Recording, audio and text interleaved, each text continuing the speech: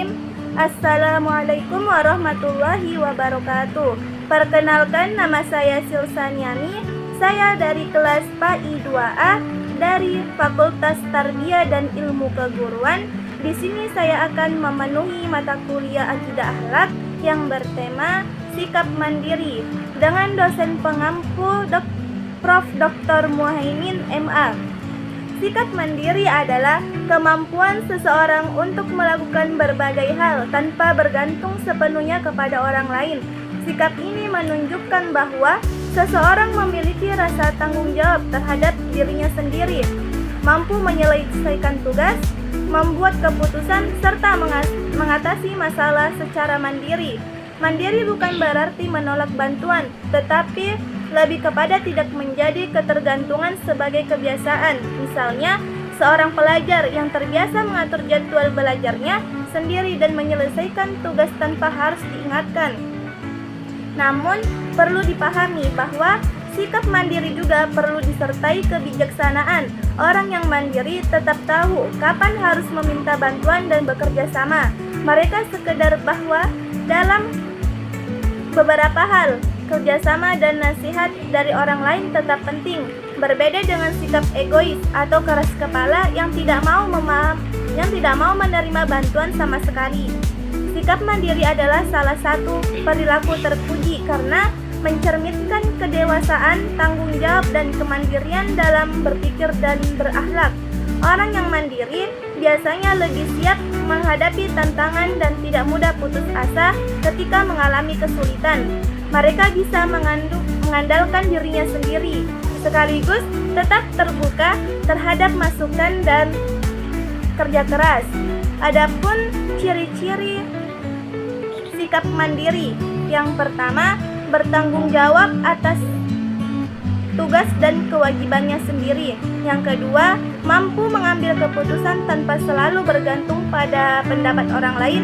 Yang ketiga, berinisiatif dalam bertindak tanpa harus disuruh. Yang keempat, bisa mengatur waktu, keuangan, dan prioritas hidup. Yang kelima, tidak mudah terpengaruh oleh tekanan atau pengaruh dari luar.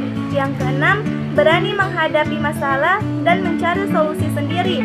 Dan yang terakhir, tetap menghargai bantuan tetapi tidak menjadikannya sebagai kebiasaan.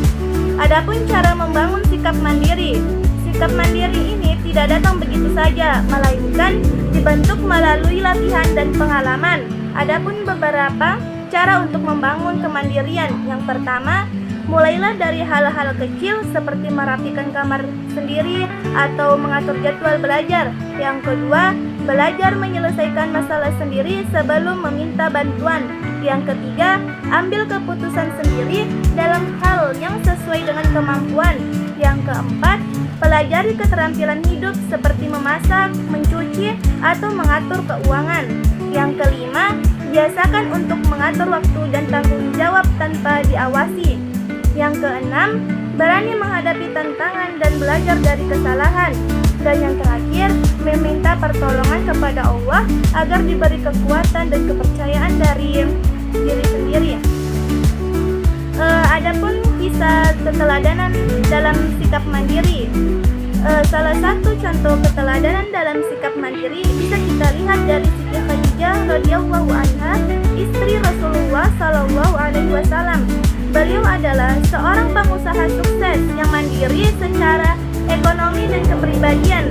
Sebelum menikah dengan Rasulullah, beliau sudah terbiasa mengelola usaha sendiri dengan jujur dan bijak. Siti Khadijah juga menunjukkan kemandiriannya dalam mendukung perjuangan Nabi dengan harta, waktu, dan semangat tanpa mengeluh.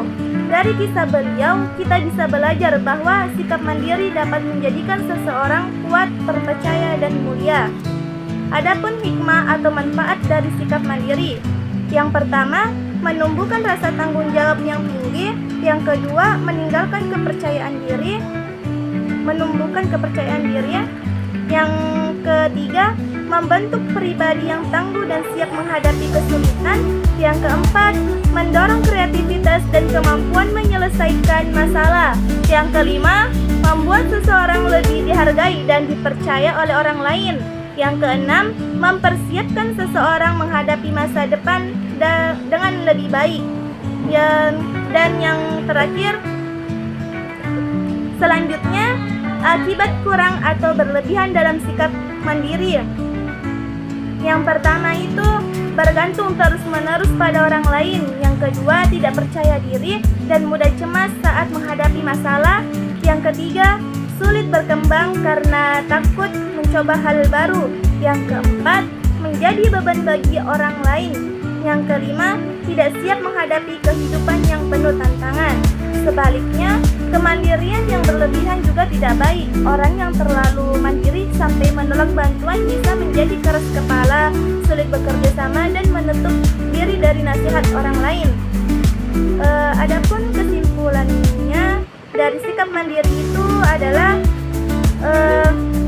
bekal penting dalam menjalani kehidupan. Dengan menjadi pribadi yang mandiri, kita bisa tumbuh menjadi orang yang bertanggung jawab, kuat, dan siap menghadapi berbagai tantangan. Mulailah dari hal kecil dan terus latih diri untuk lebih mandiri setiap harinya. Semoga kita semua bisa menjadi pribadi yang mandiri, namun tetap rendah hati dan terbuka pada nasihat. Mungkin cukup sekian yang dapat saya sampaikan. Kurang dan salahnya mohon dimaafkan. Wabillahi taufiq wal hidayah. Wassalamualaikum warahmatullahi wabarakatuh.